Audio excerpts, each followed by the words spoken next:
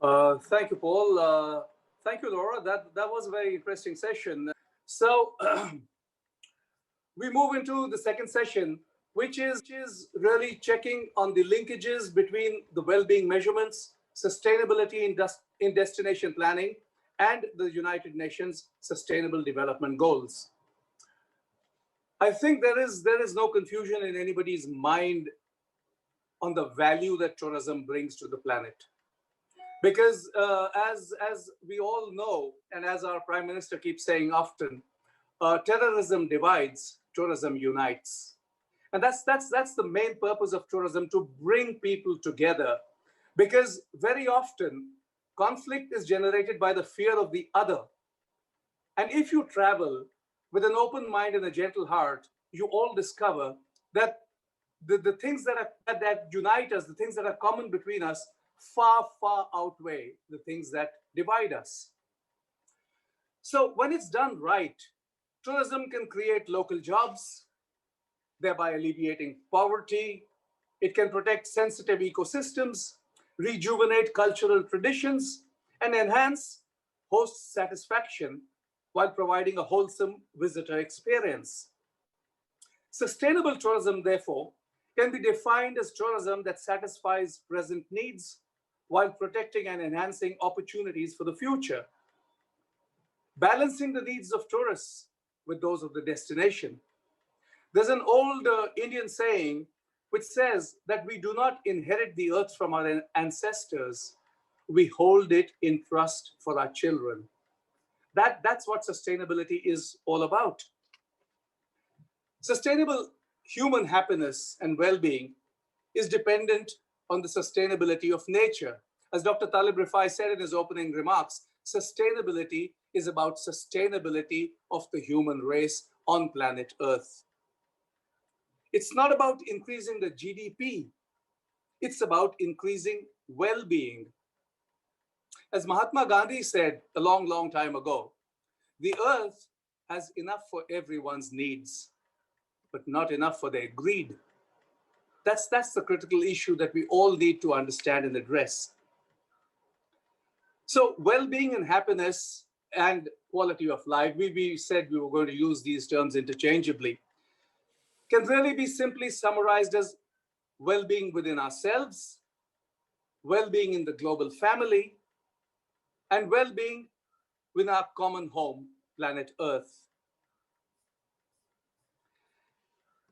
The Sustainable Development Goals and the indicators to quantify and measure the achievement of these goals or the progress made leave out certain critical subjective indicators pertaining primarily to satisfaction, to happiness, or a sense of well-being, coupled with a sense of responsibility for the future.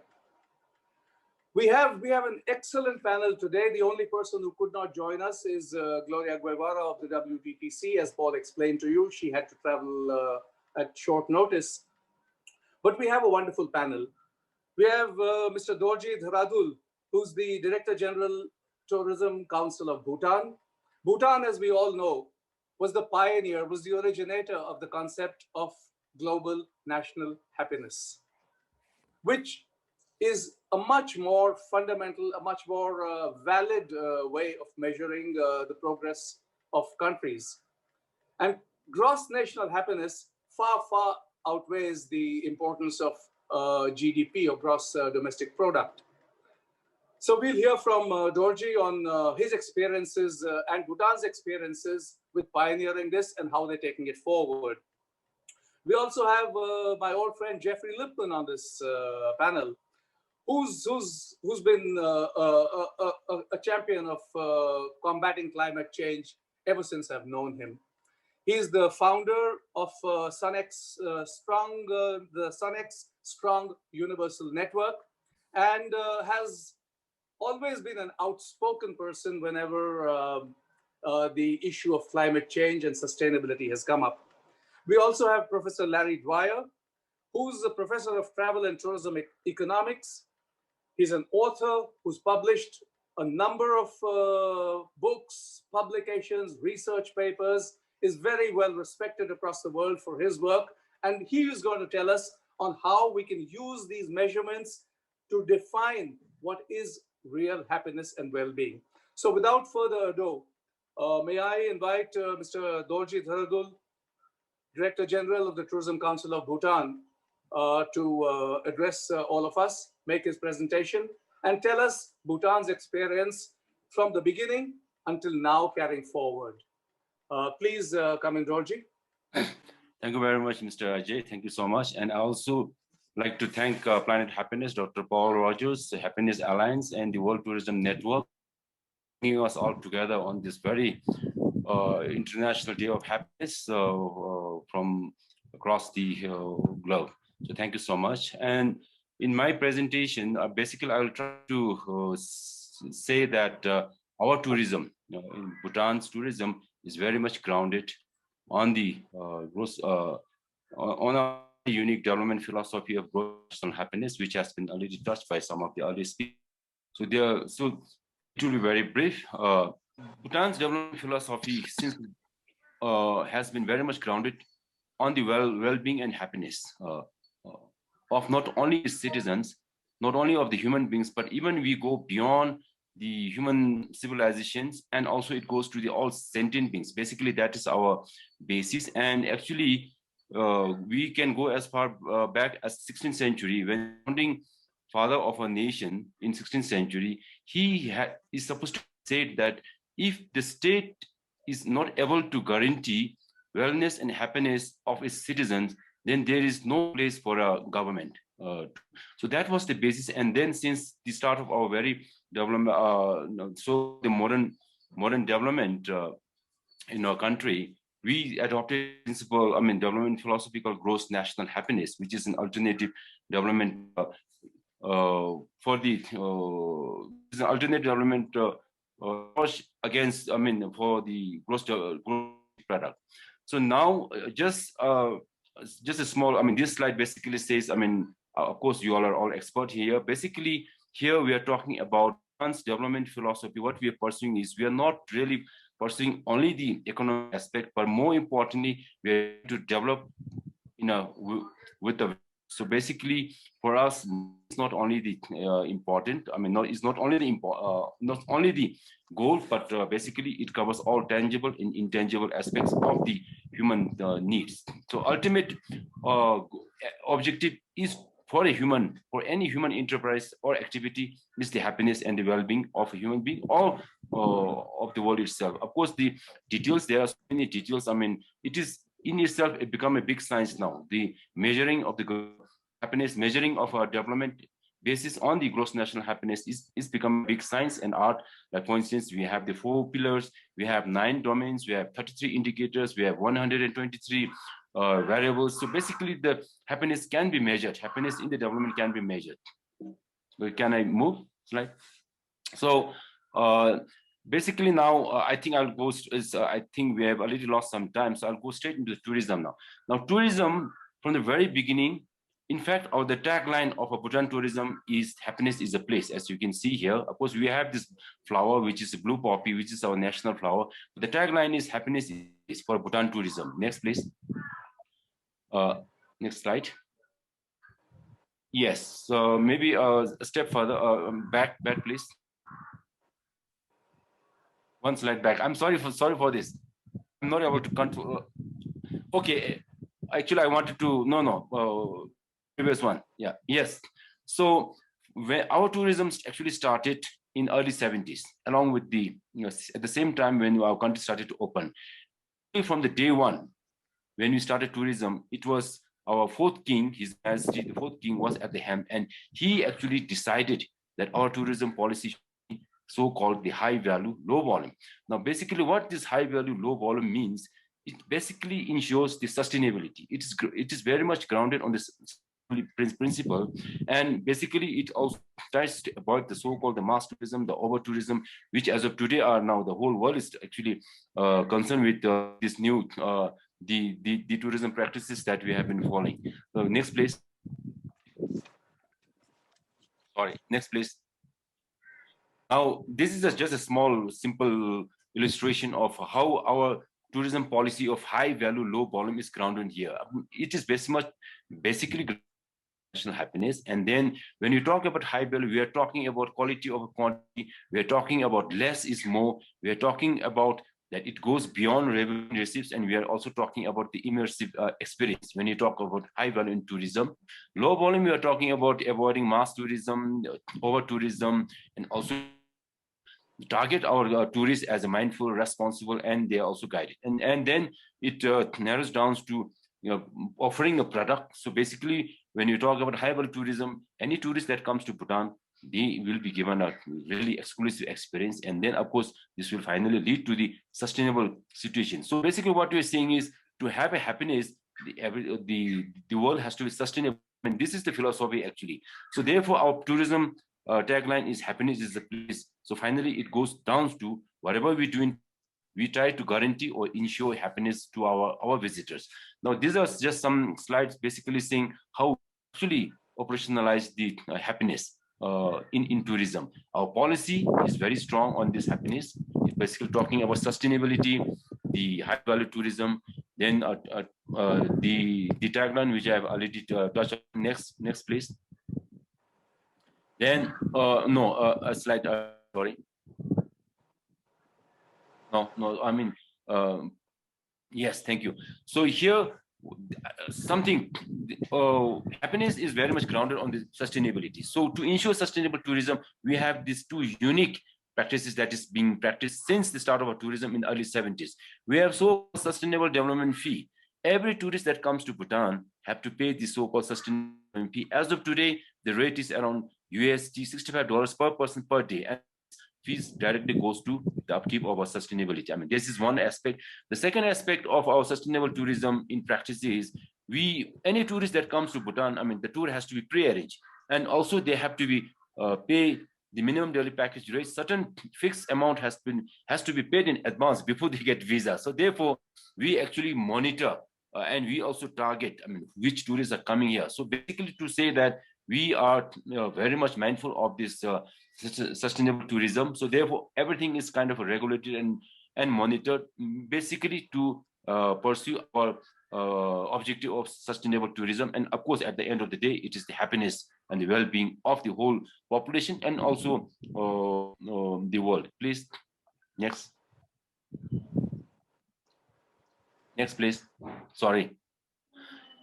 Yeah, I mean, then, okay, let me just talk about a little bit going forward. Now, when we, of the COVID now, going forward, especially to pursue this happiness agenda in the tourism, what we are saying is some few points here. Now, even in terms of the product, we are trying to, it is a global trend that wellness, well-being is going to come into the limelight. Similarly, Bhutan also, we pursue this. And similarly, this tourism in spiritualism, the agro-tourism, eco-tourism, community tourism, agro-tourism. These are all some of the new products that is going to sync with the post-COVID situation. And basically, this is also going to gear towards the happiness. Next, please. Okay, okay. This just, I think, as earlier speakers have also especially has touched upon this. Now, COVID situation, what has happened is, as of today, we have only one active case. Of course, the total figures are there in this slide, and death only one. So basically, what has happened is, we have actually, under the visionary leadership, our kings and all, we have been able to control and manage the COVID-19 pandemic so far. I mean, so far we have been so successful. Everything is under control, and this has been highly appreciated by the global media. For instance, even the Farid Zakira has covered this very elaborately in his new GPS. And of course, very recently we had this visit of a Assistant Secretary General of UN to a country, and even the last says, I mean, this is what she has said: if only there are 193 avatars of His Majesty the King of Bhutan, world would be a much better place. Basically, she was trying to highlight how Bhutan, grounded on this gross national happiness development philosophy, everything seems to be so far working in the right direction. Maybe I think I'll stop here. I think I'm going too long. I'm sorry for this. No, thank you, Dorji. May I now invite Jeffrey to come in? Jeffrey, Sustainability, predicated on the existential need to urgently address climate change, has been your mission for as long as I've known you. SDG 13 also talks of the need to urgently take action to combat climate change. But we have this divide, and I see this every day, divide between the developing and the developing countries, saying who is responsible and who should be doing more and who should be doing what first. Now, this is a question that really needs to be answered. How do we balance the need for development with the need to control the damage before we can even begin to heal planet Earth? Over to you, Jeffrey. And talking to your point, Ajay, for a long time, this issue of sustainability has been on the global agenda. My friend and mentor for 25 years, Maurice Strong, who really is the architect of today's Sustainable Development Goals, was identifying climate change as an existential issue for humanity 50 years ago. So the balancing of sustainability and happiness and well-being is really important. But if we don't fix climate change, all of this will be deck chairs on the Titanic, rearranging the deck chairs, but the iceberg is still there. And so what I want to say today, and I shall keep it very tight, I have no slides.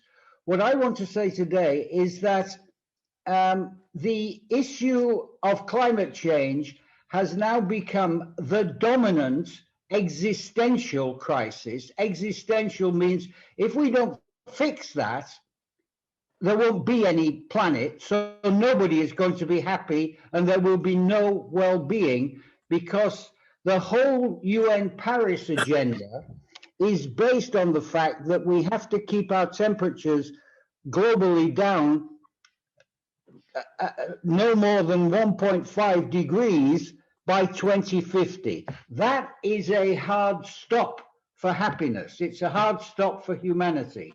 Now, what we've been trying to do at SUNx Malta, and I want to link this with the happiness agenda, that was the basic question. What we've been trying to do is to develop a systems approach.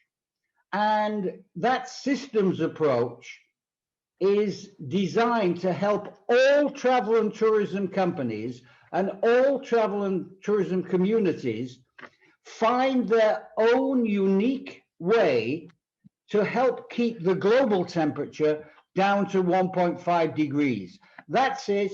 There's no more complexity. If we don't do that, we can make all the declarations we like.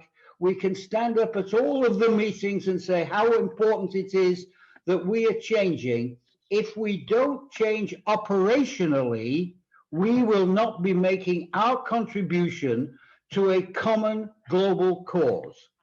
And we've developed a systems approach to this. It has 3 pillars. The first one is we have built, working with the WTTC over the course of last year and working closely with specialists in the United Nations Framework Convention on Climate Change, we have built a registry. And the registry is linked into the global registry that UNFCCC has put in place. And this was quite a job. We had to develop a platform. We had to create the technology alignment with the UNFCCC. We had to spend a lot of money, and we've had to hire some people to run this registry. And any travel and tourism company can, and any community can join the registry and can get help on how to create their own unique, and I keep expressing this word unique plan, because AJ, what you do in India and what Subish retreats do in India are going to be very, very different than the tourism people in London, which is a huge tourism center, have to do to adapt to this 1.5 requirement. So we've built this registry, it's in place, and last week, the UN climate chief, Patricia Espinosa, actually formally wrote to Gloria Guevara, who we're working closely with on this, with WTTC, and said this registry is an ideal sectoral connecting point to the global registry, the UN climate portal that UNFCCC is running. I want to repeat that. The head of the UN Climate Agency has now formally recognized this registry as a place which can help travel and tourism companies and communities to make their own plans over a 3-decade period. This isn't something that will happen because of this conference or any other conference. The second thing we've done is we've put in place a climate-friendly travel education framework. We've defined climate-friendly travel as being low carbon, SDG linked, because that is all of the UN system's changes in humanity, poverty and life on land and life under sea. You have to link to that. And thirdly, Paris 1.5 aligned, low carbon, SDG linked, Paris 1.5 aligned. And we've started an education system in schools and the first ever, world's first climate friendly travel diploma, in which we're bringing students together in Malta, which has been our partner and sponsor for all this work that we're doing, the government of Malta. And we are conducting a course with 300 hours of teaching this year, which is designed to pull all components of climate-friendly travel and to start to build a cadre every year for the next 10 years of young people who we will send out to work with travel and tourism companies. And our goal is to have 100,000 strong climate champions across all UN states by 2030. This isn't about talk, this is about action. And last but yeah, go ahead, Jeffrey. We need to wrap this up. Yeah. I'm very close to finishing because I want to answer the question: how do we link with the work that's going on with the Planet's Happiness Alliance? And we've created a network of SDG 17 agreements, which is the UN system for agreements, with like-minded organizations. And I'm choosing my words here, not to join each other's organizations, but to co-promote a compatible transformation agenda. And we see this as a way to create a win-win alliance that will incorporate the community-focused happiness vision and metrics into our climate-friendly travel system. And that will strengthen the plan, development and registration of companies and communities. That's the whole issue. And the core ethos that goes into the 2030 and the 2050 community and company ambitions. That's the end. I want to make just those 3 points. Thank you, Jeffrey. And I think what you've said is very, very relevant because to me, the most important SDG is SDG 17, which is to form partnerships to achieve these goals. None of us is going to be able to do it alone. And that's something that we all need to concentrate on. Let's move on to, thanks, Jeffrey. We'll come back. There will be some questions that you will need to answer in the Q&A. But let's move on to Professor Larry Dwyer. Larry's held professorships at several universities in Australia and Europe. He's a very well-respected scholar. He's done a lot of research on tourism economics, and he has a very interesting talk, which again focuses on the need to go beyond what is evident, and how do we build sustainability into the tourism ethos. Over to you, Professor Larry Dwyer. Thank you very much, Ajay, and thank you for the organisers and the invitation to talk to you today. My presentation will be somewhat different because I'm not an industry practitioner. I'm a university researcher, and I work on those areas that really interest me. And in recent years, I've become quite interested in the aims and objectives of the wider happiness well-being literature. I'm only going to focus on a few research interests because obviously there are an enormous number of research issues that arise, and already, as many of the speakers have mentioned, they've mentioned topics that would be prime for further research.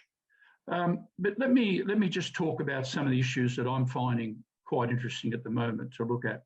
According to this widely accepted beyond GDP approach, which is supported by many Nobel Prize winning economists, the emphasis is on well-being as an essential dimension of sustainable development.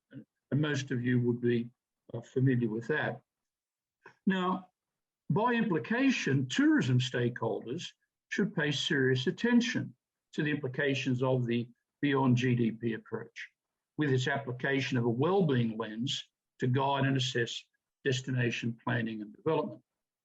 I've nominated there 3 issues which I think are very important, which arise from this emphasis on well-being. One is that well-being lens can inform us about the directions of tourism planning and development that enhance resident well-being. In much of the discussion that I've found in the tourism literature, there isn't a discussion of well-being. There's discussion of lots of other issues, but you'll be hard-pressed to find the concepts happiness, well-being, quality of life mentioned in much of the tourism sustainability literature. Destination competitiveness is another area where I think well-being issues have been sadly neglected. The ultimate aim of achieving a competitive tourism industry is to enhance the well-being of residents. We don't build a tourism industry for tourists, we build it for residents. Hopefully, if we deliver a good product, then tourists will come back and they'll speak well of the destination. But the tourism industry is created for resident well-being. And there seems to be an assumption, though, that if we're competitive in lots of other ways, that will enhance well-being. And I think that assumption is questionable. And I think there's a fine set of research issues that can involve the role that well-being can play in the destination competitiveness literature. Tourism participation and the third issue is the global tourism industry and its role in achieving and maintaining well-being associated with the 2030 SDG agenda. There seems to be an assumption also in the literature that if we can achieve various sustainable development goals, then by implication, well-being and happiness will follow. Well, I question that assumption. At least it needs analysis. And tourism participation in the agenda must go beyond impact assessment to include a concern for well-being. And I think that that is also a sadly neglected area. I'm now going to mention some challenges which I believe emerge from the beyond GDP approach, and I've mentioned them as issues which which require the researcher to go beyond research business as usual. The first one is beyond perceptions. Much of the tourism literature has focused on subjective measures of tourist and resident well-being, using relatively easily collected survey data on perceptions and satisfactions. In fact, most of it, I think, or the balance of it, is focused on tourists' satisfaction and their perceptions of the tourism product. But I believe that more robust measures of current and future well-being beyond resident perceptions are necessary if resident values are to link with the different drivers of well-being. Another issue is competitiveness. As I mentioned before, I think that well-being issues have been badly neglected. There's an enormous literature on competitiveness, and I believe that we need much more focus on incorporating changes in well-being as indicative, or enhancing wellbeing is indicative of a truly competitive destination. Then there's beyond the here and now. To properly assess tourism's role in sustainable development, researchers must focus on the links to well-being of changes in the quantity and quality of capital stocks over time. And this is another area that I believe has been badly neglected by tourism researchers. They have the three links, the Boolean diagram with the economic, the social, and the environmental, and yet that's a static conception. What we need is a dynamic conception that tells us how well-being can be transmitted from the present to the future. And that requires an analysis of the changes in capital stocks, the economic, the environmental, the social, and the human. I haven't got time to go into those now, but I believe that that is also a badly neglected area. Then there's beyond the market. Well, we know, yes, beyond the market prices of human capital, social capital, natural capital are often unavailable. And even if they are, they're often inappropriate because prices don't reflect true value. So I believe that there's an enormous amount of work that can be done in the whole measurement area, and that these measures must be developed, which include all the costs and benefits of development, and that involves what economists call shadow pricing, where there's a serious effort made to develop the true costs of development. And I think that is an issue that really needs a lot more work by in the tourism area. Then there's beyond weak sustainability. Have I got? Larry, we need to speed it up just a little. Okay. Sorry. Well, look, all of those issues there are issues that I believe the tourism researchers have something to say. And if tourism researchers can start to address these types of issues, I believe that they can make a genuine contribution and a much bigger contribution to the Sustainable Development Goals agenda than they are in fact making. It'll be a win-win, a win for tourism and a win for broader addressing of the Sustainable Development Goals. So thank you very much. Thank you, Larry. This is fascinating, and it's been a very interesting session. We've had three different points of view. The first is the gross national happiness concept pioneered by Bhutan. We have Jeffrey, who's a climate warrior. We have Larry, who's talking about the need to change our whole approach to tourism, and a very fundamental thing that he said, that tourism should be aimed at the well-being of the hosts. It's not about tourists, it's about hosts. So that's what sustainability is all about. Thank you all for your insights into this.